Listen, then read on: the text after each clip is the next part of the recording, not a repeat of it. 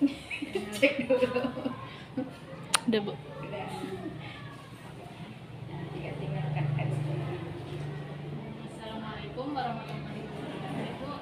Waalaikumsalam warahmatullahi wabarakatuh. Apa kabarnya, Bu? Sehat alhamdulillah. Bisa apa kabarnya nih? Alhamdulillah sehat, Bu. Ini, Bu, saya ada tugas nih dari modul 3.1, di mana di situ demonstrasi kontekstual kita akan menanyakan tentang pengambilan keputusan kepemimpinan. Nah, di sini ada beberapa pertanyaan. Bagaimana, Ibu, bersediakah? Oke, siap. Ya. Baik, Ibu, kita mulai saja langsung ya, Bu.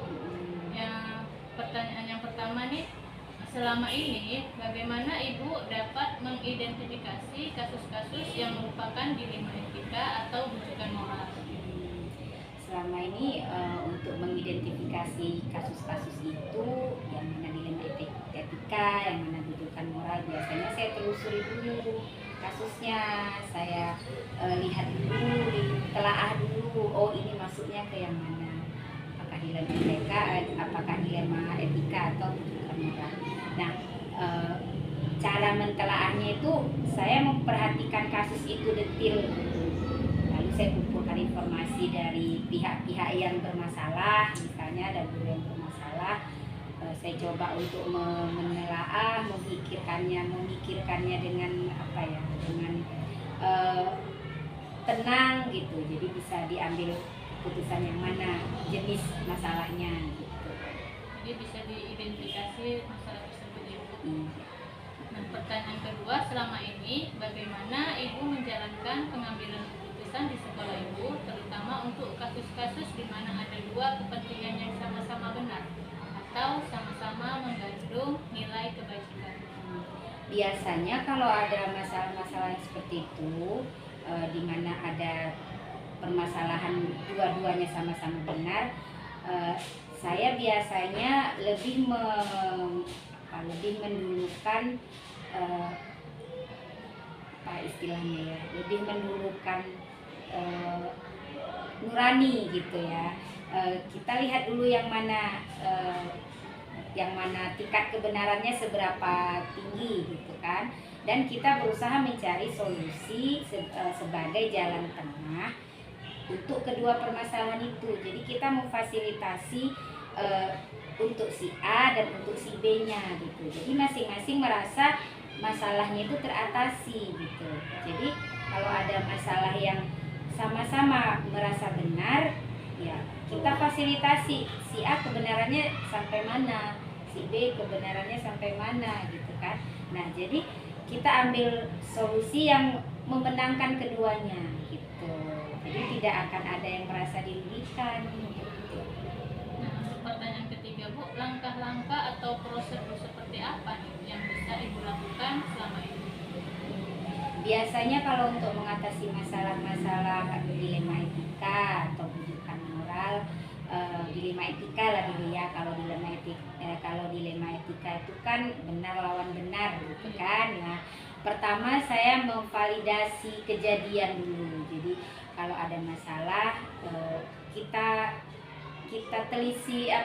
telusuri dulu sebenarnya itu gimana, keadaannya itu bagaimana, masalahnya itu apa gitu. Yang kedua, kita cari penyebabnya apa.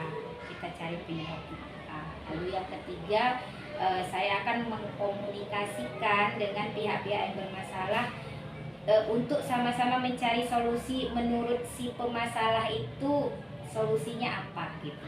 Jadi akan timbul solusi dari dalam diri si guru yang punya masalah tadi. Karena kalau dilema etika itu kan kita tidak bisa memberikan solusi dari pihak kita gitu kan. Solusi itu akan hadir dari pemikiran yang bersangkutan gitu. Dan kita tidak bisa memaksakan solusi dari kita. Karena mungkin solusi dari kita tuh baik, tapi tidak baik untuk yang bersangkutan gitu. Jadi sangat diperlukan komunikasi dua arah, komunikasi yang efektif, komunikasi yang asertif dengan guru yang bersangkutan, saling terbuka. Jadi masalah itu akan teratasi. Sebenarnya dilema etika itu bukan sesuatu yang buruk dan itu bukan sesuatu yang memalukan gitu kan.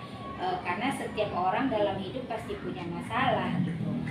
Dan sebuah kebenaran dari sisi si A itu belum tentu menjadi sebuah kebenaran dari sisi si B gitu kan, tergantung bagaimana kita melihat masalah itu gitu. Jadi saya berusaha memposisikan diri saja di posisi yang punya masalah itu dan mensupport apapun keputusan yang terbaik yang diambilnya, selama itu masih menjunjung tinggi kebaikan-kebaikan moral, terus memperhatikan keberlangsungan pembelajaran di sekolah. Nah ini Bu, untuk yang keempat nih, hal-hal apa saja yang selama ini Ibu anggap efektif dalam pengambilan keputusan pada kasus-kasus dilema itu? Hal-hal yang efektif, kalau saya rasa komunikasi yang asertif itu sangat efektif. Jadi kita harus membuka komunikasi dengan rekan supaya tahu masalahnya di mana gitu. Jadi dengan adanya komunikasi yang baik, tidak ada masalah yang tidak terselesaikan gitu.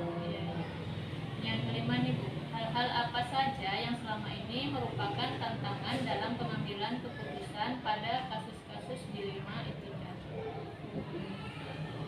Apa ya, banyak sih ya tantangannya dalam menyelesaikan kasus dilema etika itu. Pertama kan biasa kita kalau dilema etika itu sesuatu yang tidak sepenuhnya salah gitu kan, benar lawan benar gitu. Terkadang tantangannya ketika kita mau ambil suatu keputusan, mungkin ada pihak yang merasa kurang adil gitu kan, ada pihak yang merasa ini dirugikan gitu. Nah, jadi disitulah perlunya komunikasi tadi, memahamkan kepada pihak-pihak itu bahwa keputusan ini harus kita ambil untuk mengatasi masalah ini gitu. Jadi nanti mungkin suatu saat si B mungkin punya masalah, lain lagi solusinya gitu. Jadi lebih kepada tantangan untuk memberi pemahaman kepada rekan-rekan guru itu yang lebih menantang. Ada kan pemikiran orang beda-beda gitu kan. Mungkin si A bisa menerima kalau seperti ini, mungkin si B tidak, dan dia akan mengkritik gitu. Dan saya selalu terbuka dengan kritikan. Jadi dalam mengatasi dilema etika kita harus terbuka terhadap kritikan, kita harus buka komunikasi yang afektif dengan membuka komunikasi yang baik. Mudah-mudahan semuanya bisa selesai. Baik Ibu. Nah ini yang keenam Bu, apakah Ibu memiliki sebuah tata kala atau jadwal tertentu dalam sebuah penyelesaian kasus dilema etika? Apakah Ibu langsung menyelesaikan di tempat atau memiliki sebuah jadwal untuk menyelesaikannya? Bentuk atau prosedur seperti apa nih yang Ibu jalankan? Nah, kalau masalah dilema etika ini kan jarang-jarang ada gitu kan. Biasanya saya temporer, artinya ketika ada masalah baru kita selidiki, kita telusuri masalahnya, baru saya pikirkan bagaimana mengambil keputusannya. Nah, baru kita eksekusi mengambil keputusannya gitu. Jadi tergantung adanya masalah gitu. Kan kita nggak minta-minta ada masalah ya kan. Nah, kalau masalah siswa itu biasa kan, masalah dalam pembelajaran itu biasa. Nah, kalau masalah dilema etika ini kan tidak setiap saat ada gitu kan. Nah, jadi biasanya saya berbuat kalau ada masalah gitu. Tapi mengambil keputusannya tidak berlambat-lambat, artinya masalah itu tidak dijadikan berlarut-larut gitu, secepat mungkin diselesaikan gitu.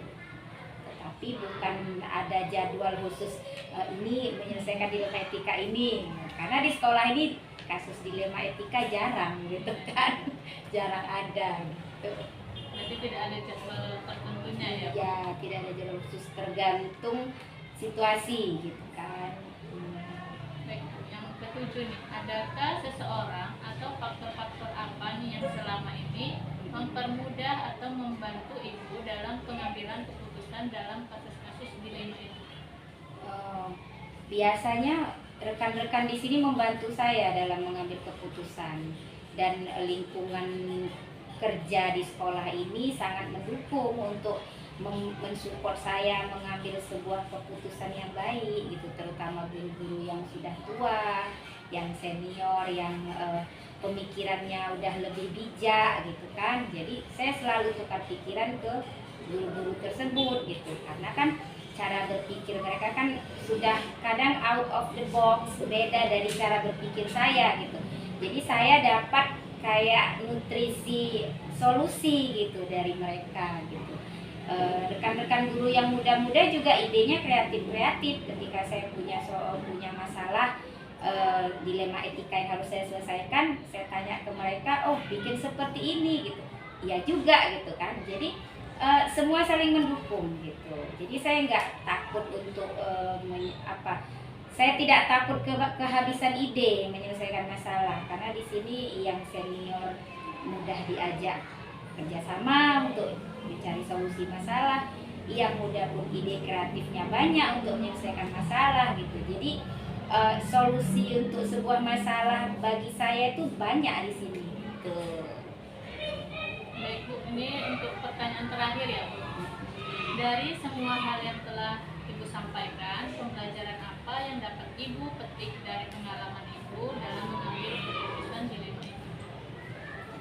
Pelajaran penting saya rasa, kalau kita menyelesaikan masalah dilema etika ini, kita bermain dengan hati di situ ya.